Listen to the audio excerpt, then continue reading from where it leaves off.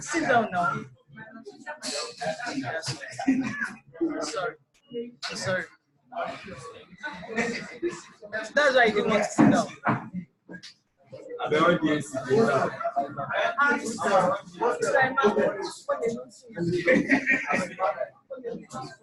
Yes.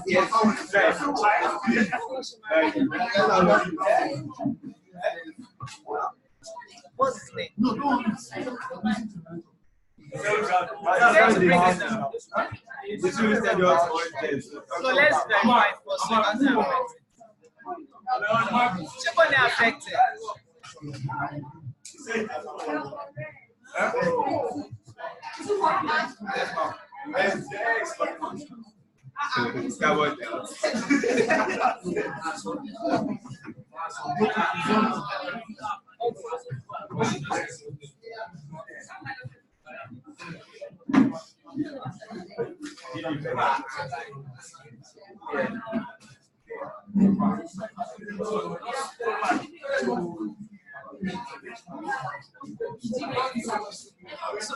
So good morning, class. Good morning. So this morning I want us to look at noun, clause, and functions. Noun, clause, and functions. In the last class, when we considered grammatical structure, we looked at noun, phrase, and the functions. But this time around, we're looking at noun, clause, and functions.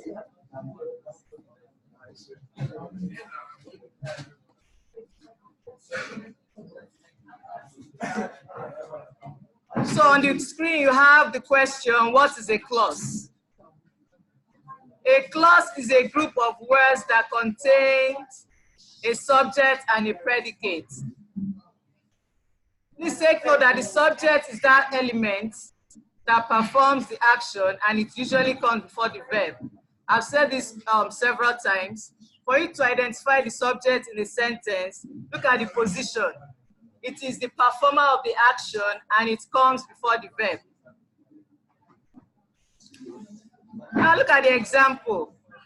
He said a clause has a subject and a predicate. Examples on the board, you have the air grew cool. Notice that the predicate part is the part that has the verb, dosumu.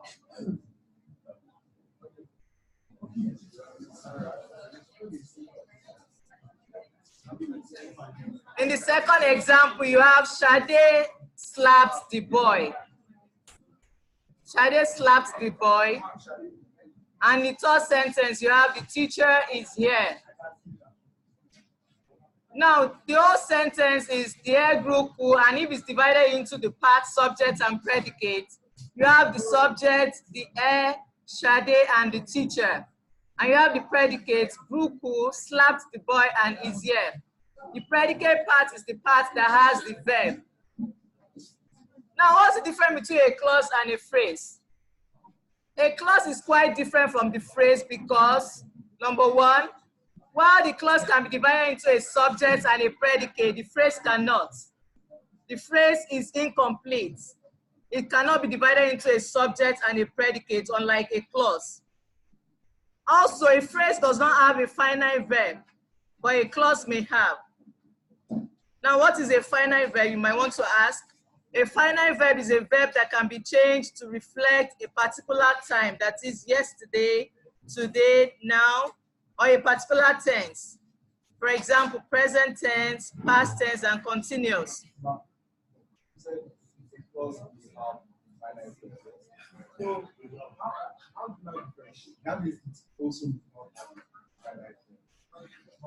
That is, a clause may have.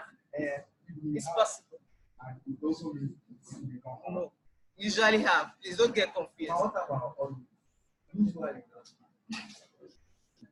We don't want to dissect that grammar. Just take note that if I tell you that a phrase does not have a verb, then what do we talk about verb phrases? You know? So a clause may have, And when it does, it has a finite verb. A clause can be regarded as a sentence because it contains the features of a sentence, but a phrase cannot be a sentence because it does not make a full meaning. Now let's look at this example. A clause can be introduced by the same words that introduce phrases, such as before, after, until, and since. For example, you have the clause, I will see you before the sun sets. You have the verb set. I will see you before the sun sets. Also, you have the same thing in a phrase, I will see you before sunset. So look at the difference between the underlined words. The first one you have, I will see you before the sun sets. That is, an action is taking place. And in the next one, you have, I will see you before sunset, naming a particular thing. And you have the two being introduced by the same word. So you have to be very, very careful. Now let's look at types of clause according to form. There are two major types of clauses. You have the main or independent clause, and you have the subordinate or the dependent clause. Now, an independent clause expresses a complete thought and can stand alone as a sentence. An independent clause expresses a complete thought and can stand alone as a sentence. But a dependent clause, just as its name is dependent, that is, it relies on the main clause in order to be meaningful. Now look at the example.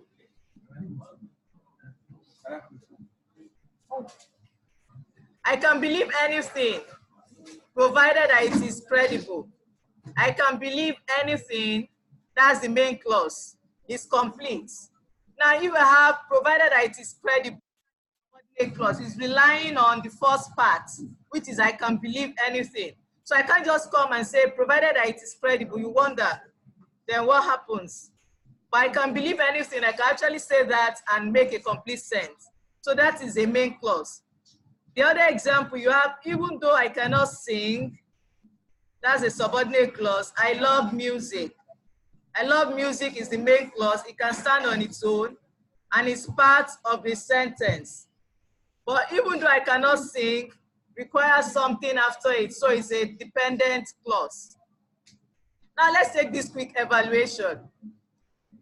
Let's determine, is the underlying group of words a phrase or a clause? Is the underlying group of words a phrase or a clause? Let's take it one after the other. The first one, you will have to wait until the rain stops. You will have to wait until the rain stops. Is it a clause or a phrase? Is it a phrase? I'm not sure. It's a clause. So do we all agree that it's a clause? Do we all agree that it's a clause, or we are still confused? Yes, it's a clause. You will have to wait until the rain stops. Then number two, you will need to stay here until the end of the storm. You will need to stay here until the end of the storm. Is it a phrase or a clause? Really? You will need to stay here until the end. It's a phrase. There's no verb in that underlying part of the sentence. Number three, after the rain ended, the traffic reporter watched the road. It's a clause because we have the verb ended. Number four, from the helicopter, he could see everything. That's a phrase. He will continue his work until another shift came on. A phrase or a clause is a clause. Number six, people are usually warned before a bad storm.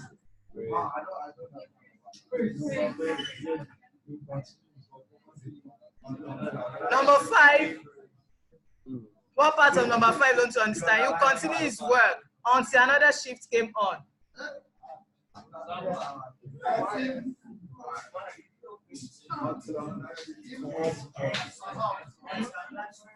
Oh, sorry, you continue his work until another shift comes on. Yes. People are usually warned. Okay, it's just the grammar that you're confused. Number six, people are usually warned before a bad storm. It's a phrase. Number seven, during a storm. Number 7, phrase. Number 8, before, number 8, clause, yes.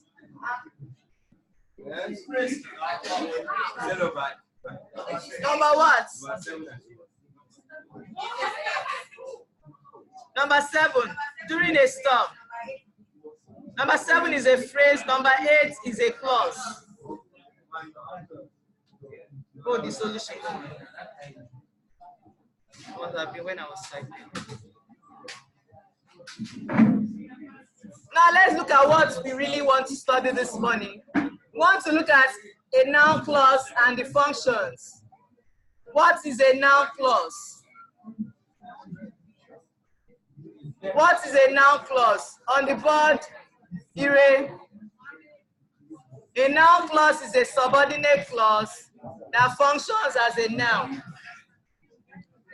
A noun clause is a subordinate clause that functions as a noun. Now you can use the noun clause in all the ways that you can use nouns.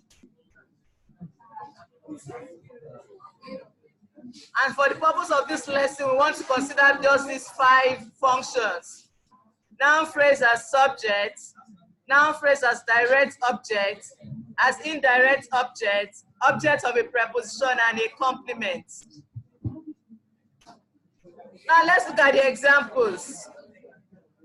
The message was clear. This is a noun. The underlying part is a noun functioning as a subject. Now look at a noun clause, also functioning as a subject. What is said was clear. What is said was clear. That is a noun clause functioning as a subject, being used the same way a noun was used in the previous example. Number 3, you have, I don't know his house. I don't know his house, that's a noun used as direct object or just object. I don't know his house. Then you have a noun clause. I don't know how it can be reached. I don't know how it can be reached. That's a noun clause used the same way the noun was used as a direct object. In the next example, you have give Martha the message. Give Martha the message. You have a noun, Martha, used as indirect object. And you have a noun clause used the same way. Give whoever you meet the message. Give whoever you meet the message. In the next example, you have, I sent the money to Mother Teresa. I sent the money to Mother Teresa. That is a noun used as object of a preposition. And you have a noun clause used as object of a preposition in the next example. I sent the money to everyone that was there. I sent the money to everyone that was there. In the next example, you have, that is my intention. Intention is a noun used as subject complement. That is my intention. And you have a noun clause also used as a subject complement. That is what I intend. That is what I intend. Now we said a noun clause can be used as a direct object, indirect object, subject of a preposition, object of a preposition, complement. In all the ways that an ordinary noun can also function, a noun clause can function in the same way.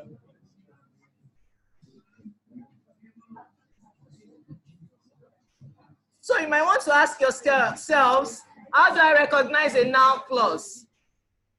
How do I recognize a noun clause? Now the following are words that introduce noun clauses. You have such words, how, what, where, which, whoever, if, whatever, wherever, whichever, whomever, that, when, whether, who, whom, or why. So all those words can introduce a noun clause. Now you notice that many words that introduce a noun clause can also introduce other kinds of subordinate clauses. But in order to tell such clauses apart, you must determine the use, that is the function in the sentence. Let's look at this example. Phil noticed that the phone was buzzing. Phil noticed that the phone was buzzing. Now the clause serves as direct object and can be replaced by a pronoun or a noun. So if you try to substitute the underline with a pronoun, you can have Phil noticed it. Phil noticed the phone, you know. So the phone that was buzzing was off the hook. This is an adjective clause. The phone that was buzzing was off the hook. So this clause modifies the noun phone. It describes the subject, which is a noun. In the first example, you have a noun clause, and in the second example, you have an adjective clause. Even though they are both introduced by the same word, that. In the first one, you can replace it with a pronoun or a noun. Phil noticed that the phone was buzzing. Phil noticed it. But in the second one, it's performing a function. It's describing the phone. So it is an adjective clause.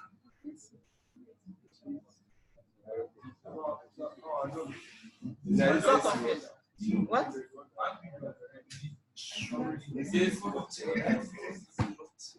You have a question?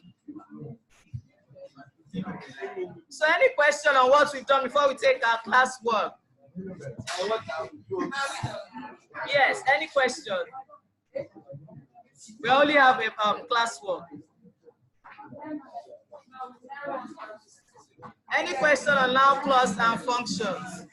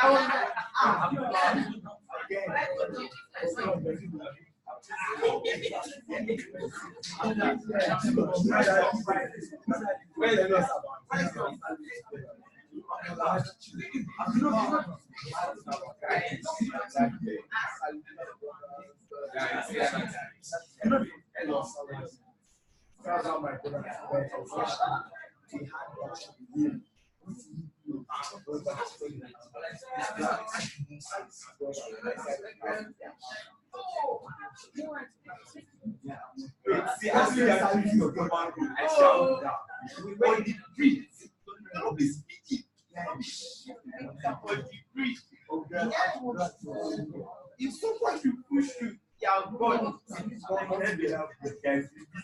Before one goes and the one is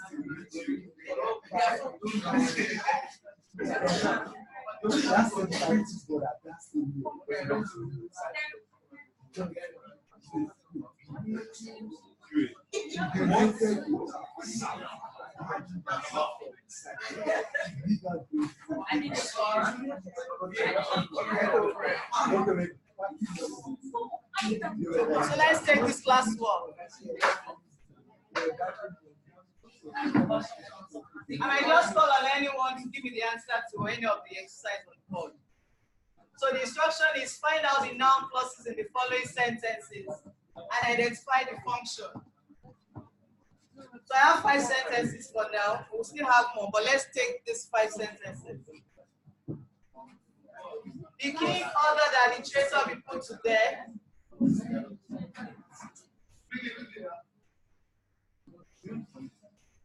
Number 2, he said that he would not go. Number 3, there is no interest in the offer it's known to us. Number 4, he said that he was not feeling well. And the last one, I cannot rely on what he says. So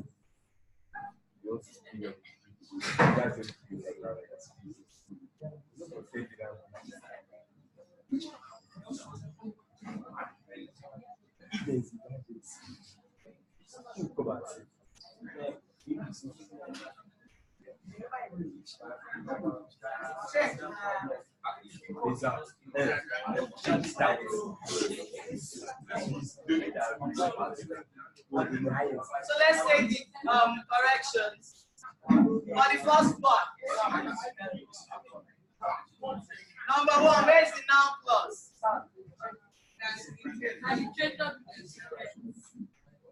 The king ordered that the traitor be put to death. Where's the noun clause?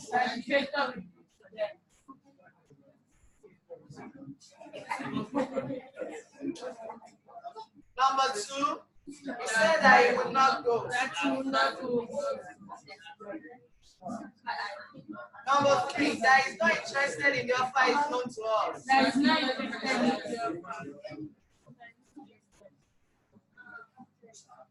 Number 4, he said that he was not feeling well.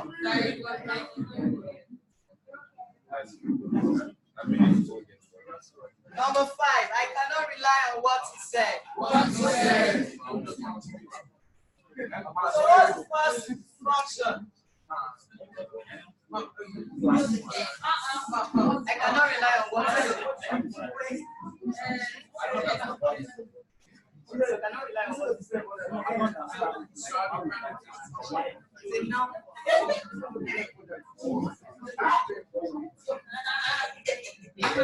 So for number 1, what's the function of number 1 plus? Object of the verb order.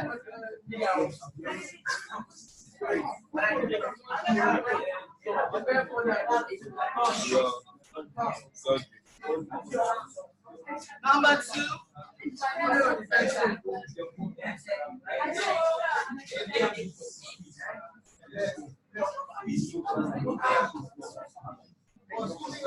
Number 3.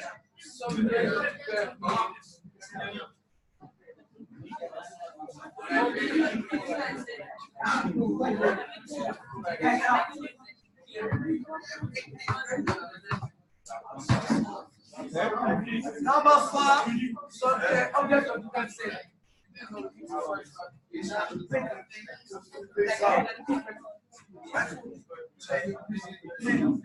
the last one, object of the preposition on. Object of the preposition on.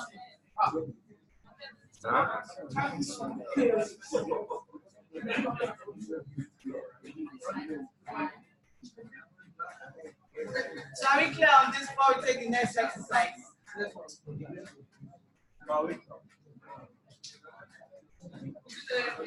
So for the first one, you have objects of the verb ordered. Number 2, objects of the verb said. Number 3, subjects of the verb phrase is known.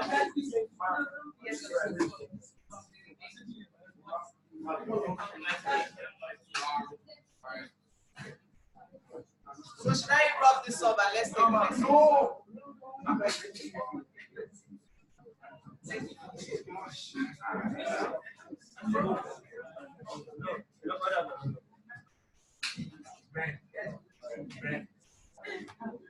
the next one.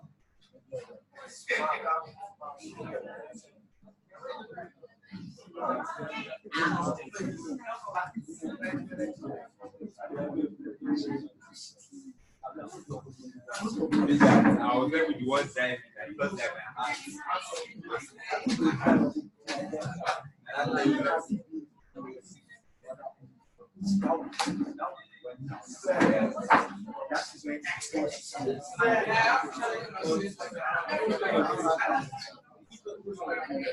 you said something about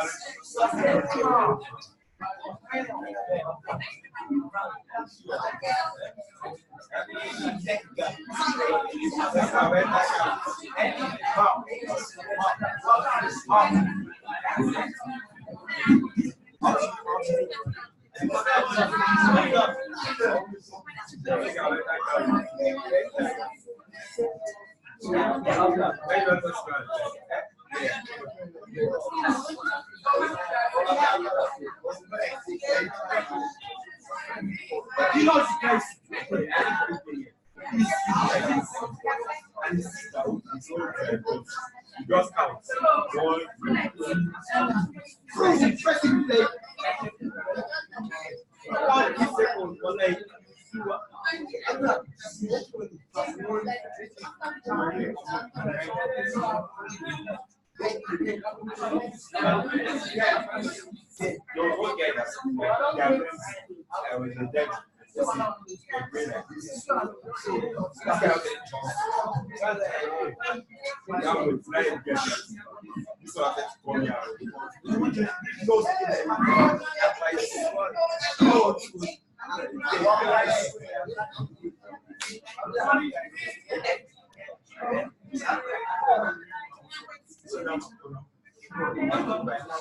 Now let's look at the next part of the exercise.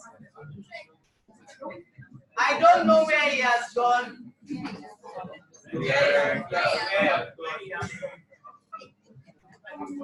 He asks whether the servant has produced his shoes.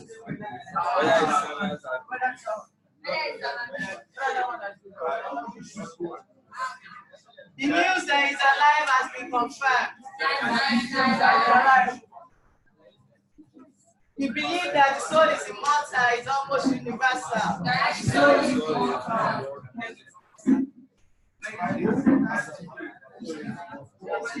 It is certain that we have to admit defeat. So what's the function of the first part?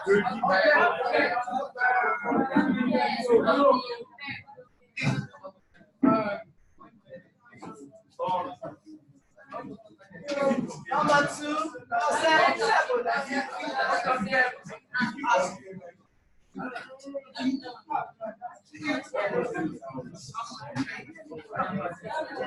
Number 8.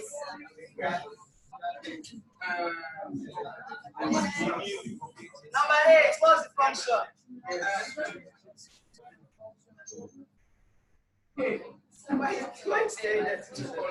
What's the function to number 8? The news that he's alive has been confirmed. What's the answer? Let's look at it carefully.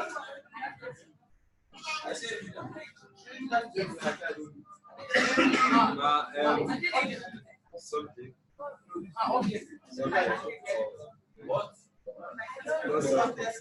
Subject.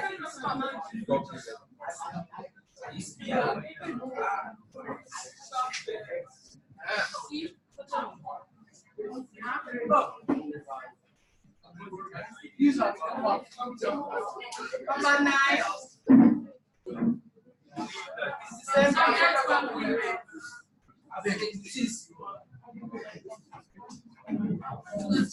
10. Object of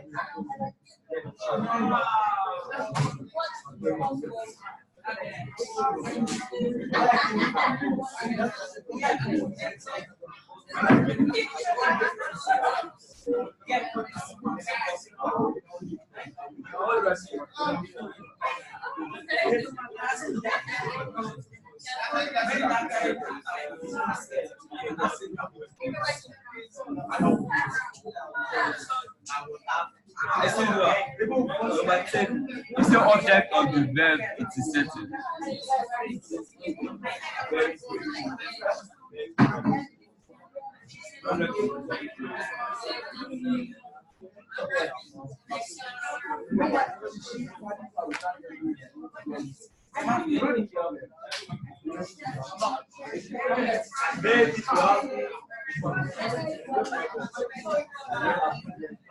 Just like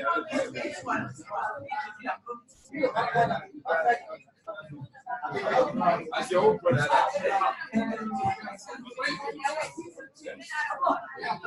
If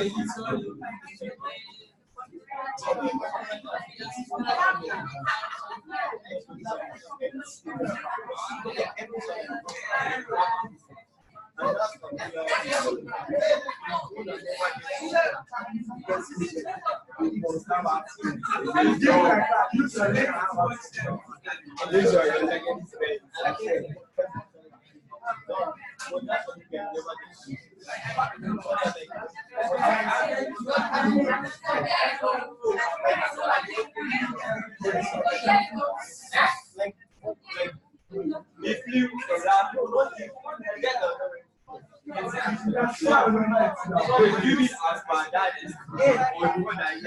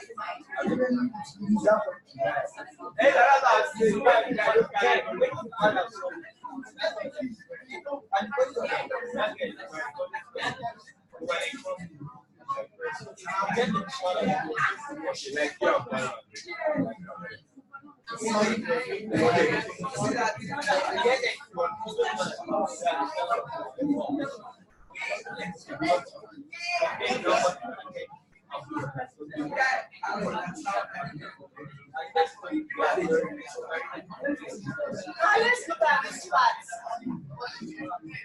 Let's look at this part and then we'll run on the class. I hope to win the prize. Where is the noun clause?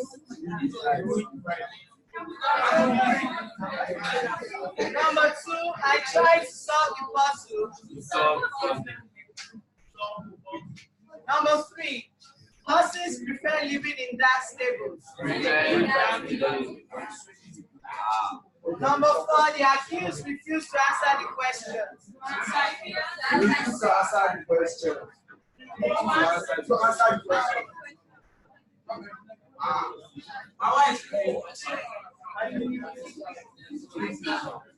Let's see. Is it not to answer the question that you wanted to? So answer the question. Number 5, the boy denies stealing the money. So what's the function of the first word?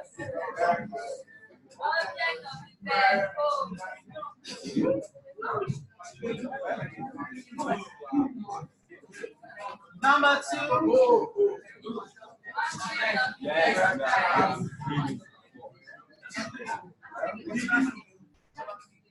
Number 3. As we run, we don't have.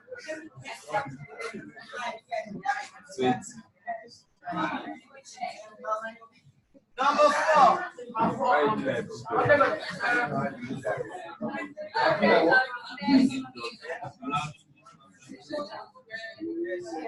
And the last one.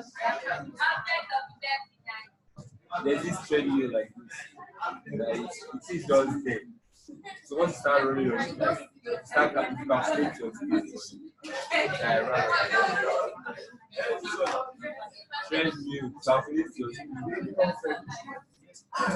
What's the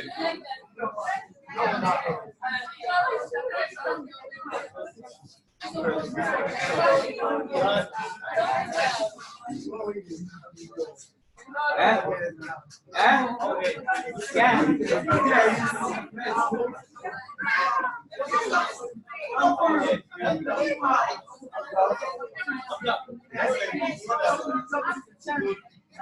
You run, you jog, you are late, you don't jog outside, you jog like Johnny. Yeah. All right, I'm positive.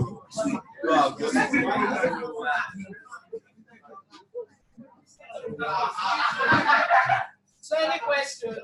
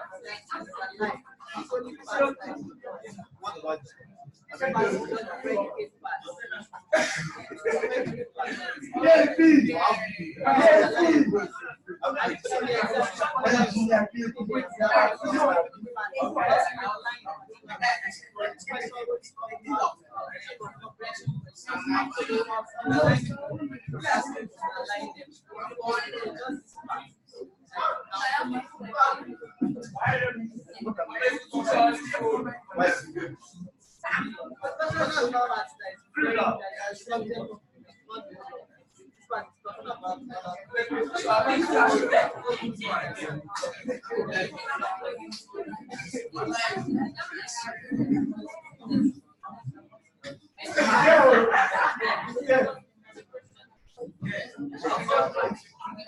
we have come to the end of the class. I'll leave you with just 2 assignments.